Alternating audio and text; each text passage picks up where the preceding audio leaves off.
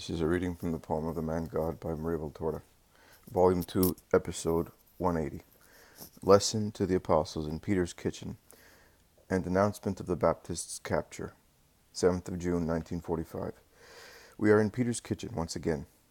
The meal must have been a hearty one, because dishes with leavings of meat, fish, cheese, dried fruit, and honey cakes are being piled up on a kind of cupboard, which reminds me of our Tuscan kneading troughs. Pitchers and chalices are still on the table. Peter's wife must have worked miracles to satisfy her husband, and she must have worked all day. Now, tired but happy, she is in her little corner listening to what her husband and the others are saying. She watches her Simon, who, as far as she is concerned, must be a great man, even if he is somewhat exacting. And when she hears him speak new words, where before he could only talk of boats, nets, fish, and money, she begins to blink as if she were dazzled by a bright light. Peter, both because of his joy in having Jesus at his table, and because of the hearty meal he has had, is in the best of spirits this evening, and the future Peter, preaching to the crowds, is disclosed. I do not know which remark of a companion originated the clear-cut reply of Peter, who says, "It will happen to them what happened to the founders of the Tower of Babel. Their own pride will provoke the collapse of their theories, and they will be crushed." Andrew objects to his brother, "But God is mercy. He will prevent the collapse to give them time to mend their ways." Do not believe that. They will crown their pride with false accusations and persecutions. No, I can already see it. They will persecute us to disperse us as an unpleasant witness. And since they attack the truth by laying snares for it, God will take revenge and they will perish. "Will we have the strength to resist?" asks Thomas. "Well, as for me, I would not have it, but I put my trust in him." And Peter nods to the Master, who is listening and is silent, his head slightly inclined, as if he wished to hide his understanding countenance. "I think that God will not put us to tests beyond our strength," says Matthew. "Or he will at least increase our strength in proportion to the tests," concludes James of Alphaeus. "He is already doing that. I was rich and powerful. If God had not decided to preserve me for a purpose of his, I would have surrendered myself to despair, and perished when I was persecuted and an outcast. I would have acted harshly against myself. Instead, a new wealth, which I had never possessed before, descended upon my desolation. The wealth of a conviction. God exists. First God. Yes, I believed I was a faithful Israelite, but mine was a faith of formalism, and I thought that the reward of my faith was always inferior to my virtue. I took the liberty of debating with God because I felt that I was still something on the earth. Simon Peter is right. I too was building a Tower of Babel by praising myself and satisfying my ego. When everything collapsed around me and I was like a worm crushed by the weight of all this human futility, then I no longer debated with God, but with myself, with my stupid self, and I ended up by demolishing it. And as I did so, making room for what I think is the God immanent in our earthly beings, I gained a new strength and wealth, the certainty that I was not alone, and that God was watching over man, defeated by men and by evil. According to you, what is God, the God immanent in our earthly being, as you said?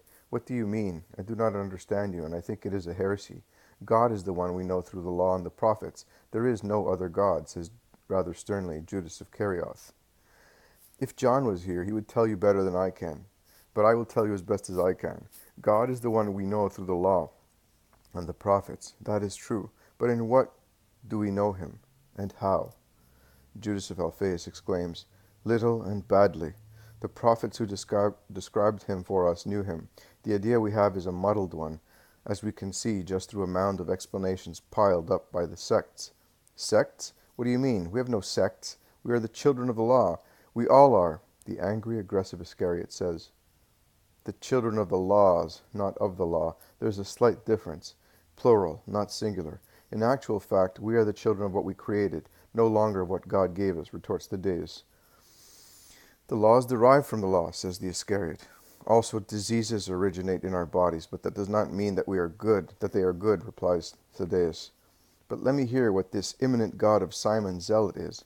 The Iscariot, who cannot argue against the remark of Judas of Alphaeus, endeavors to take the discussion back to where it started. Simon Zealot says, "Our senses need a term to catch an idea. Each of us, I am referring to us believers, believes by the virtue of faith in the Most High Lord and Creator, eternal God, who is in heaven. But every being needs more than such bare, pure, incorporeal faith, which is fit and sufficient for the angels, who see and love God spiritually, as they share with him a spiritual nature, and can see God. We we have to create a picture of God for ourselves, which picture is made with the essential features that we ascribe to God, to give a name to his infinite, absolute perfection. The more a soul concentrates, the more it succeeds in achieving an exact knowledge of God. That is what I say. That is why, that is what I say, the imminent God. I am not a philosopher. Perhaps I applied the wrong word. In short, I think that the immanent God is to feel, to perceive God in our spirits, to feel and perceive him no longer as an abstract idea, but as a real presence, bestowing strength and a new peace upon us. All right, but to sum up, how did you feel him? What is the difference between feeling by faith and feeling by immanence? Asks the Iscariot somewhat ironically. God is safety, boy. When you perceive him, as Simon says, by means of that word which I do not understand literally, but I understand its spirit, and believe me, the trouble is that we understand only literally, and we do not understand the spirit of God's words. It means that you are able to grasp the idea of the terrible majesty, but also of the most sweet paternity of God. It means that, should all the world judge and condemn you unjustly, you would feel that one only, he, the Eternal One, who is your Father, does not judge you, but absolves and comforts you. It means that if all the world should hate you, you would feel over you a love greater than any this world can offer. It means that if you were isolated, in jail, or in a desert, you would always hear one speak to you and say, "Be holy, that you may be like your Father." It means that for the true love for this Father and God, whom at last you perceive as such, you accept, work, take, and leave without any human consideration, as you are concerned only to return love for love and to copy God as much as possible in your actions, says Peter. You are proud. To copy God? You're not entitled to, declares the Iscariot. It is not pride. Love leads to obedience. To copy God seems to me a form of obedience, because God said that he made us in his own image and likeness, replies Peter. He made us. We must not go higher up. You are a poor wretch, my boy, if that is what you think. You are forgetting that we fell, and that God wants to take us back to what we were. Jesus begins to speak. Even more. Peter, Judas, and you all. Even more than that. Adam's perfection was still susceptible of improvement through love, which would have made him a more precise image of his Creator. Adam, without the stain of sin, would have been a most shining mirror of God. That is why I say, be perfect as your Father who is in heaven is perfect. Like your Father, therefore like God. Peter is quite right, and so is Simon. I ask you to remember their words and apply them to your souls. Peter's wife almost faints from joy on hearing her husband being praised thus. She weeps behind her veil. She is quiet but happy. Peter blushes so much that he seems to be having a stroke of apoplexy. He remains dumb for a few moments, then says, "Well, then give me my reward, the parable of this morning." Also the others join Peter, saying, "Yes, you promised. Parables serve very well to make people understand the comparison, but we know that they have a higher meaning than the comparison." Why do you speak to them in parables? Because they are not to understand more than I explain. You are granted much more, because, as my disciples, you must be acquainted with the mystery, and you are therefore given to understand the mysteries of the kingdom of heaven. That is why I say to you, ask me if you do not understand the spirit of the parable.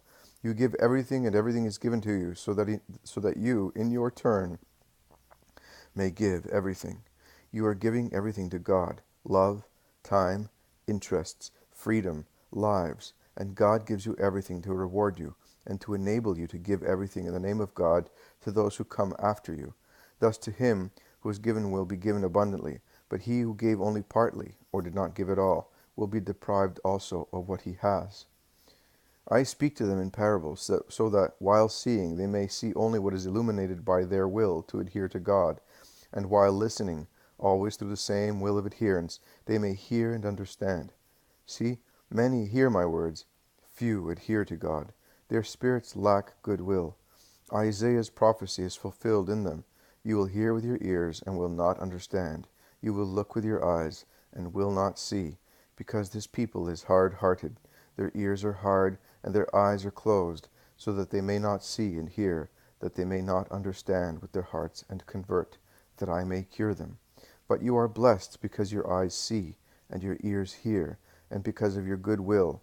And I solemnly tell you that many prophets and many just people were anxious to see what you see, and they did not see it, and to hear what you hear, and they did not hear it. They pined away with the desire to understand the mystery of the words, but as soon as the light of the prophecy went out, the words remained like burnt-out coals, also for the holy man who had received them. Only God reveals himself.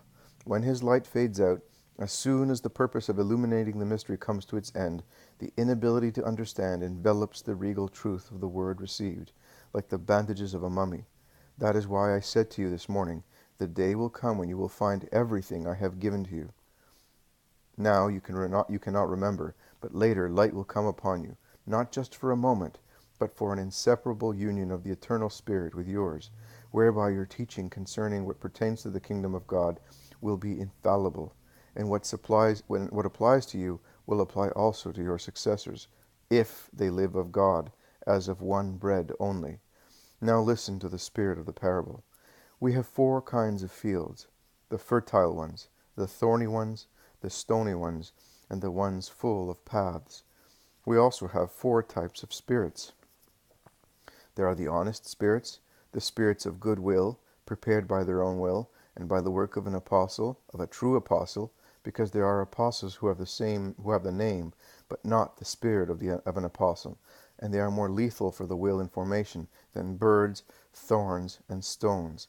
They upset in such a way, through their intolerance, their haste, their reproaches, and their threats, as to drive people away from God forever. There are others who, on the contrary, through an excess of benignity, utterly out of place, cause the seed to rot in too soft a soil. Because of their lack of vigor, they kill the vigor of the souls they cure. But let us consider the true apostles, that is, the shining mirrors of God. They are paternal, merciful, patient, and at the same time they are strong, as their Lord is strong. Now, the souls prepared by them and by their own will can be compared to the fertile fields, free from stones and brambles, from couch grass and darnel, in which the word of God thrives, and every word that is every seed bears a bundle of ears, yielding in some places 100, in others 60, 30%. Are there any like that among those who follow me? There certainly are, and they will be holy. They come from all castes and countries, and there are Gentiles among them, and they will yield 100% because of their good will, only because of that, or because of their good will and that of an apostle or disciple who prepares them for me. The thorny fields are those in which the thorny tangles of personal interests which suffocate the good seed have been allowed to grow by carelessness. You must watch yourselves all the time. Never say, "Oh, I am well formed, I have been sown, I can rest assured that I will bear seeds of eternal life." Watch yourselves. The struggle between good and evil is still on. Have you ever watched a colony of ants that install themselves in a house?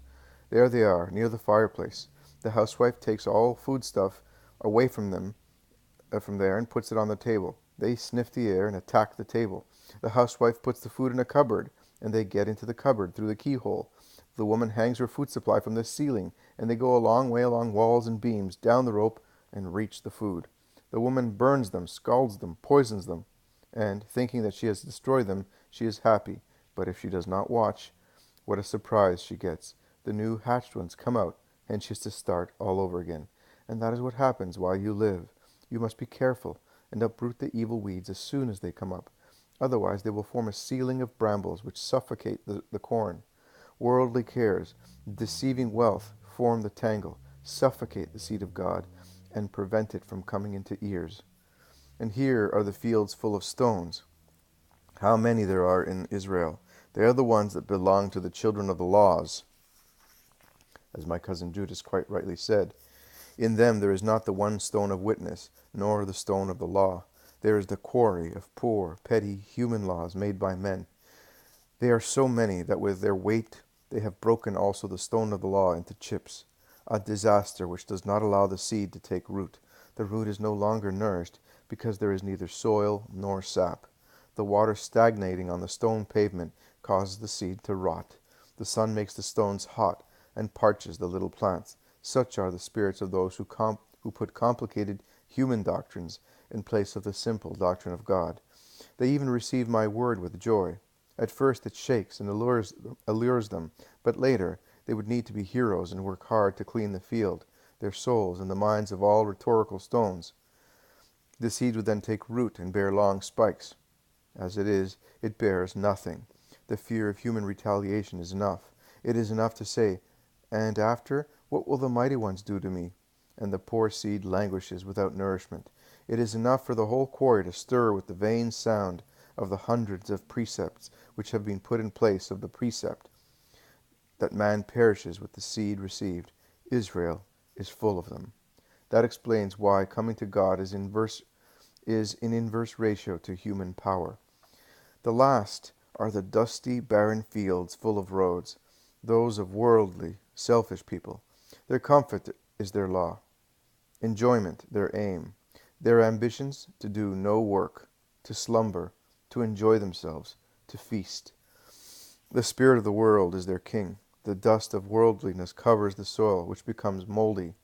Birds, that is, dissipation, rush on to the thousand paths which have been built to make life easier.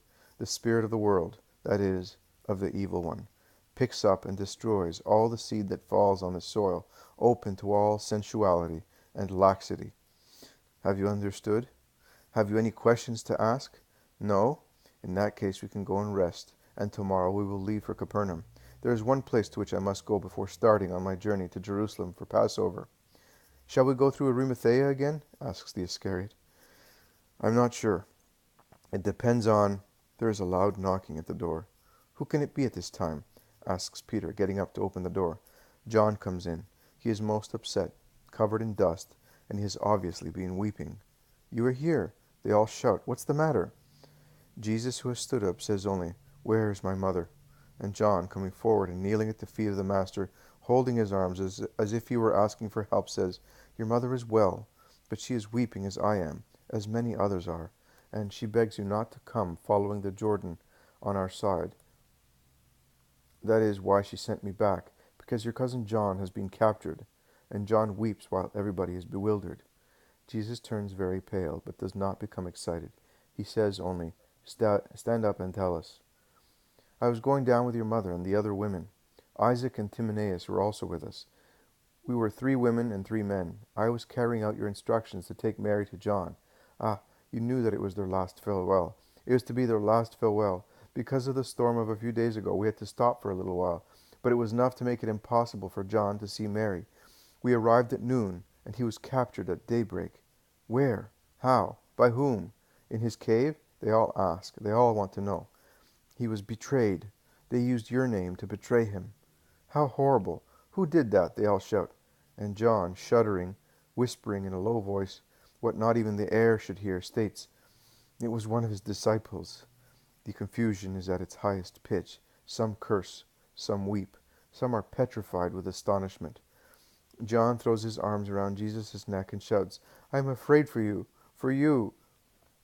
The saints have their traitors who sell themselves for gold and for fear of the mighty ones, yearning for reward, obeying Satan for thousands of things. Oh, Jesus, Jesus, how dreadful! My first master, my John who gave me to you. It is all right, do not worry. Nothing will happen to me for the time being. But later? What will happen later? I look at myself, at these.